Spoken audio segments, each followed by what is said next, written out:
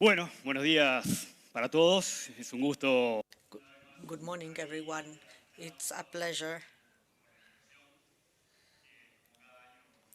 Thank you very much for this invitation, and as I say every year, it's my pleasure to be here.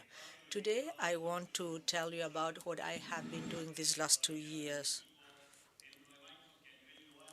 I have been a leader in the Microsoft team that had the responsibility to help and work with the 400 companies in the world that innovate on the basis of technology. But a part of the learning of these years, what we have been doing and seeing is what I want to share with you today, and hopefully it will be useful for the work you are doing with companies. It's interesting to see the challenges of big companies, but it also applies to small and medium-sized enterprises too. The reality we have been discussing for a long time, and in this event again and again, is the role of technology in every company and how technology can help them to innovate and continue being relevant. In 2019, for the first time, the posting, that is to say, the requests from companies that are not IT companies in particular, has been greater than the IT companies' requests. So there is a demand for professionals and for talent, and the IT division is growing inside big enterprises, as we see. 400 of the biggest companies in the world have more than 1,000 developers in 20% of the cases. That is to say, developers inside their own organization. So these figures tell us that there is a huge dependency on technology for these companies, whether they are financial companies, agricultural companies, or automotive companies, which I will delve into in a little while. Some examples in particular. In the financial sector, there are strategic guidelines in the financial industry that require that the financial expectations of clients are understood and anticipated. It is necessary also to understand the competitive scenario, both for the traditional financial industry and as for the startups. It is also necessary to manage risk across the organization. So they need strategic guidelines. I will take the industry as an example without getting into details, but I'll say that each one of them depends on the use of application of technology in order to improve each one of their business lines. In general terms, of course, this is a simplification, but based on reality, there are 5 big pillars that are extremely important in order to create innovation based on technology. The first one is to understand well what are the trends in the industry, what the competitors are doing, which way the trends are going from the point of view of the companies that play an active role, and the demand of users and consumers. Secondly, have a good know-how of the business, understanding the business, how we operate the company, but also what my users are saying, what they are saying about my competitors, and what I am creating inside the organization in order to make better decisions. And then what is the potential of technology? When I understand in which direction we are going and what our capabilities are from a business standpoint, how can we maximize the way in which we serve our clients and the direction we want to take with the use of technology so that we can have the capacity to execute? One thing is to have a vision, but we also need the capacity to execute things in that direction. And finally, there's a relationship with the previous pillar, people and processes, the talent inside the organization and the processes in order to execute effectively. So these are five big components, five big capabilities that have to be developed in order to innovate on the basis of technology. So let's elaborate. At the moment, all companies, when they understand that they want to build something or to innovate based on technology, face a challenge, which is to adopt or to build. It's not in black and white. There is a line where there are many nuances, but if I look at both extremes, it could be the adoption of a previously developed solution or a scenario in which we build from scratch. And I insist there are many gray areas or many nuances in between. So in the case of Uber, in its first versions, it used maps that belonged to Google. Uber used Google Maps.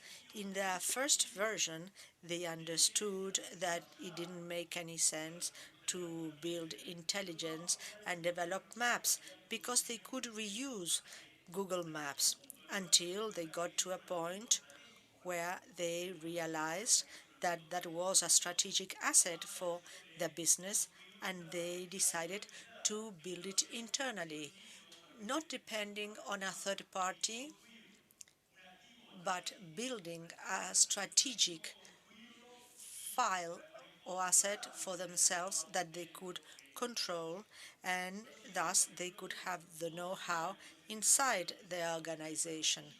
But going to another feature, face recognition, in order to identify drivers, which is applied in certain markets for security reasons, they also understood that it was not a strategic asset.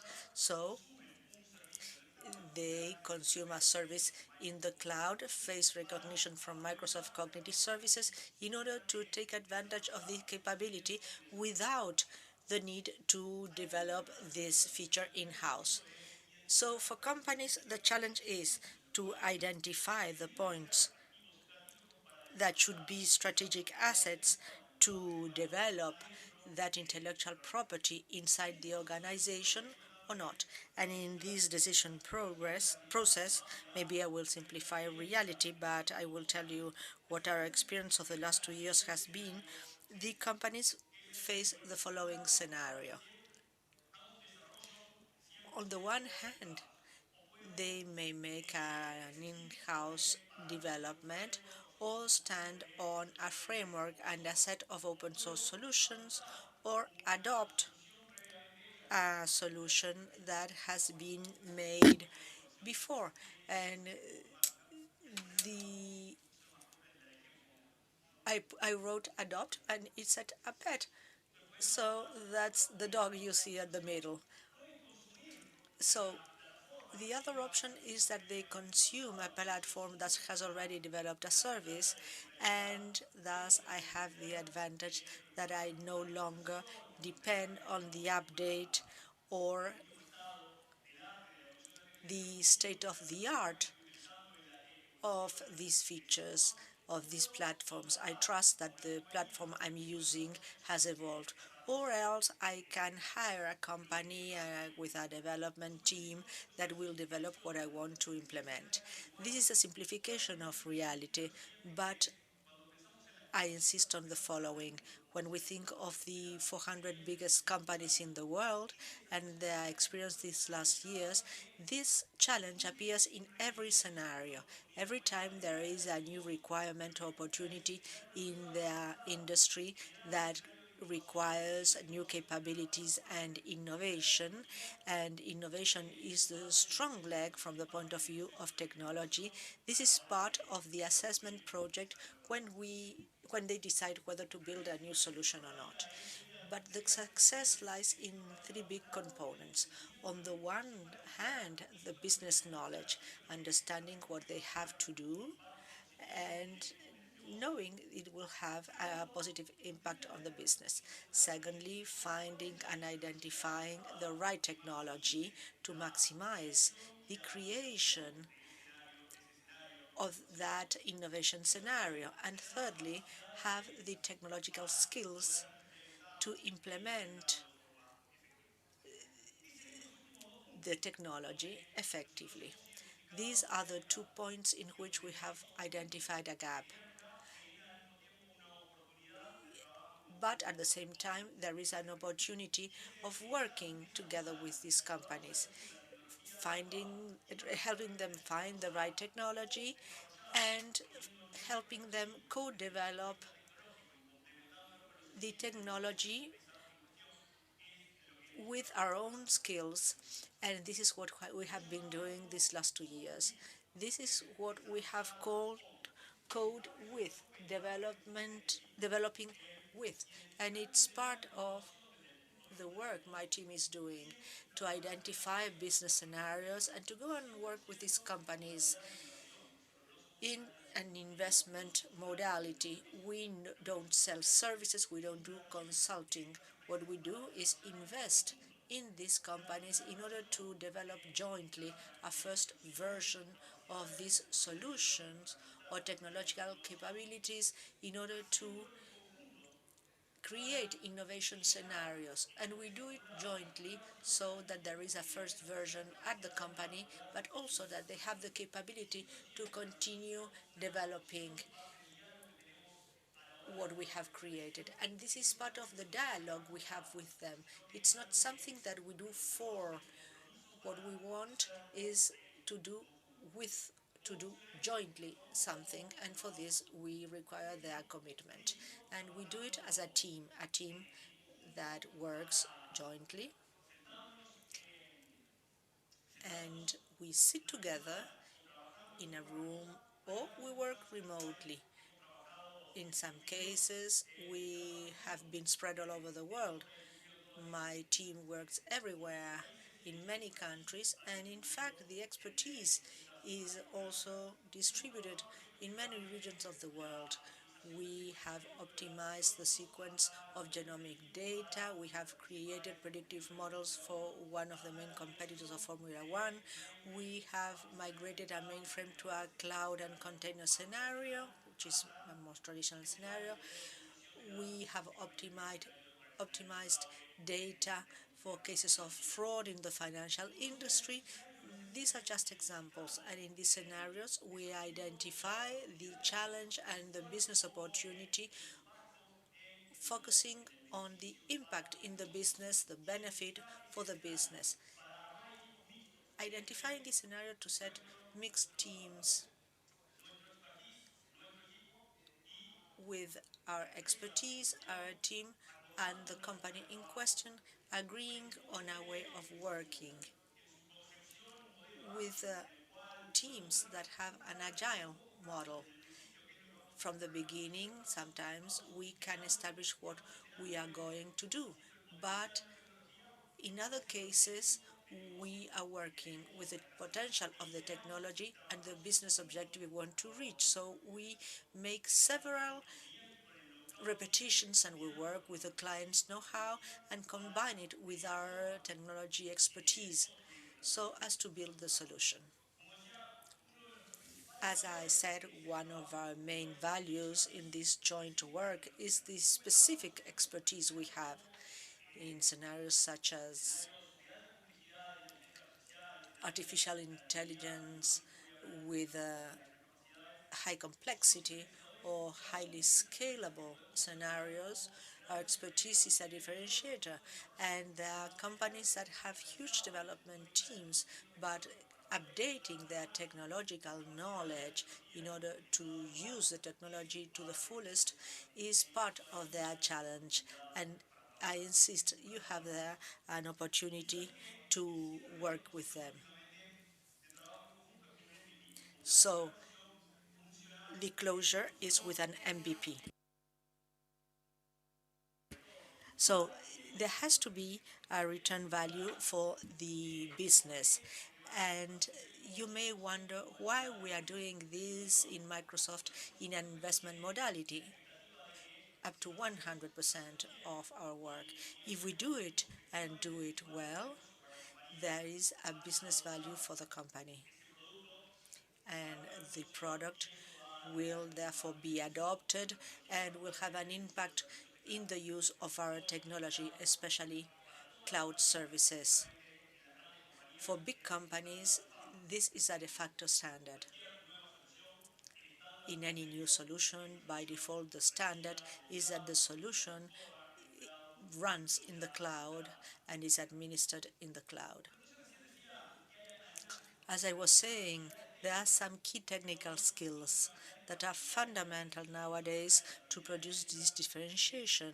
Some of the technical abilities that in our case will allow us to create a differential value in our work with these companies. I'm repeating myself, but I am talking about the 400 biggest companies in the world, companies that have a lot of investment capacity, but still they face the challenge of having a team that is updated in skills. And this is based on our experience, not on our report. During these last 24 months, the most relevant skills in the creation of differences, in differentiating what they do, well, I could have machine learning in the list or artificial intelligence, but I would like to insist on computer vision applied, for example, to autonomous vehicles, for images processing, or computer vision for the scenario of retail, for monitoring and understanding the circulation pattern in a store, or computer vision for the optimization of production chains, or for the detection of security incidents that can be reported automatically with cameras.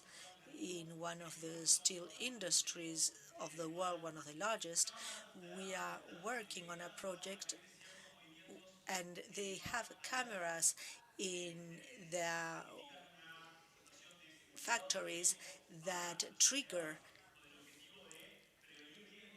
alarms or warnings to the employees automatically if there is a security issue.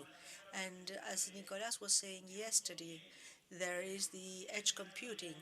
The scenario is IT, but there is an intelligence that is running at the same time. For example, in this case, the cameras can process what they see, and we have the computer vision on the one hand, the detection of incidents, and it's not that the camera is sending the video to a third party.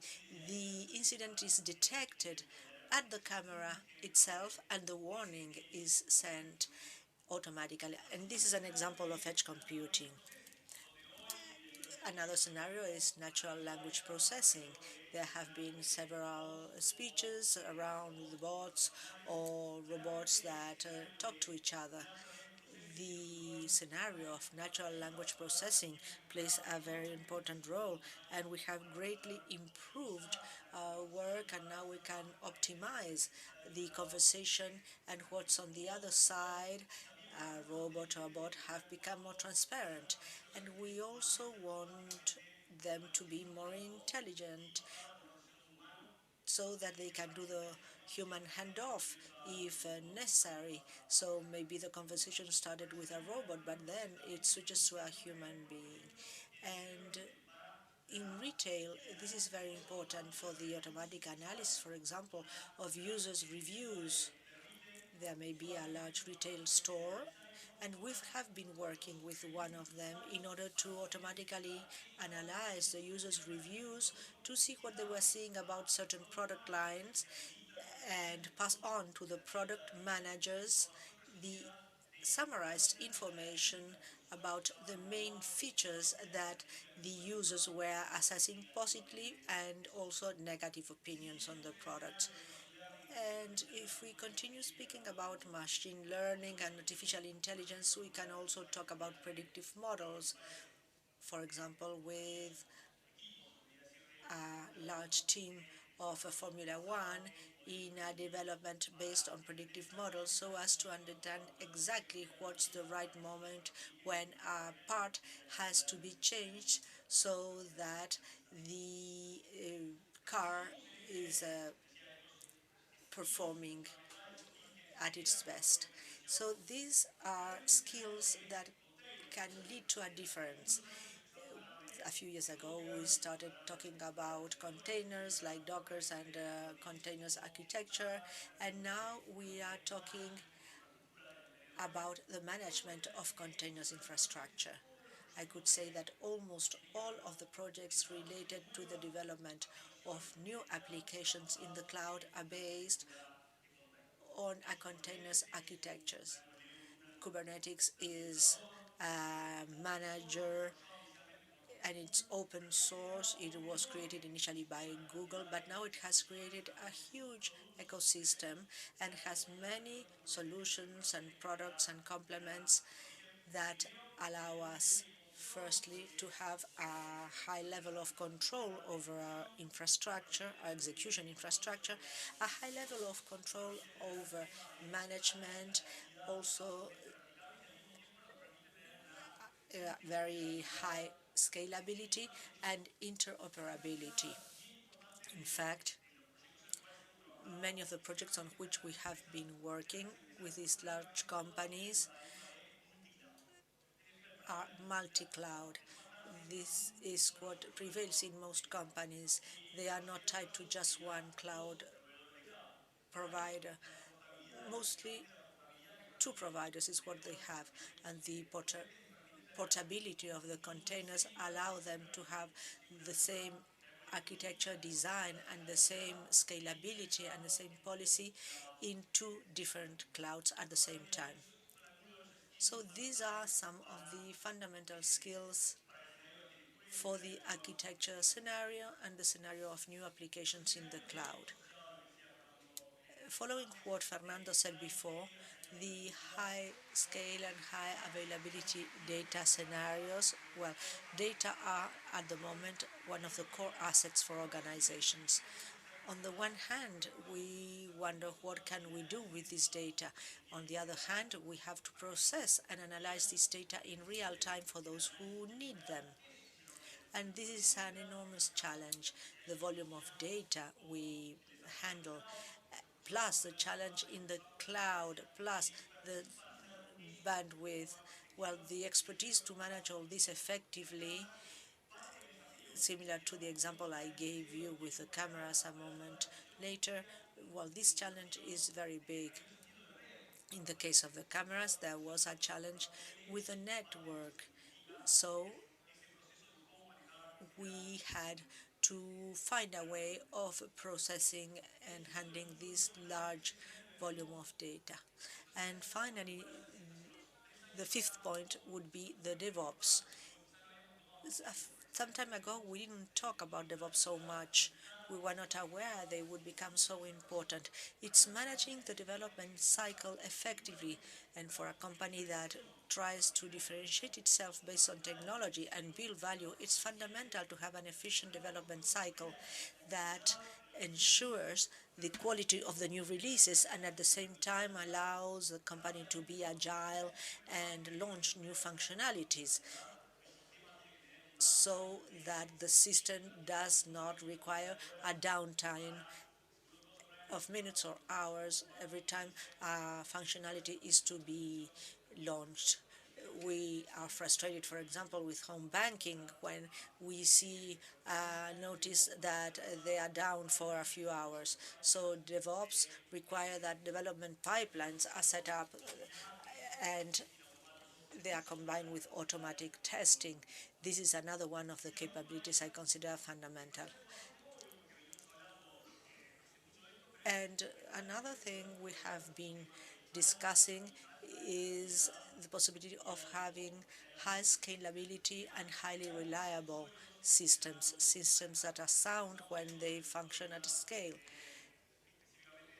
If we think of big companies, well, this applies to all those that interact with end users or have an interaction network with partners, colleagues, competitors. So to sum up, three big lessons learned. Firstly, companies,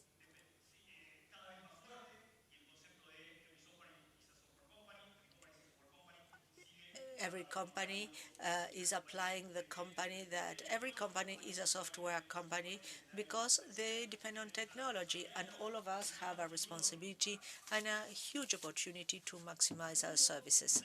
Secondly, innovation, especially innovation based on technology, requires these three components, and it's important to bear this in mind. When we are a technology company, this is important in our dialogues with our customers. Specific knowledge of the business is very important for software companies, as well as vertical specialization, but also the specific knowledge of the technology itself. And thirdly, the execution capacity.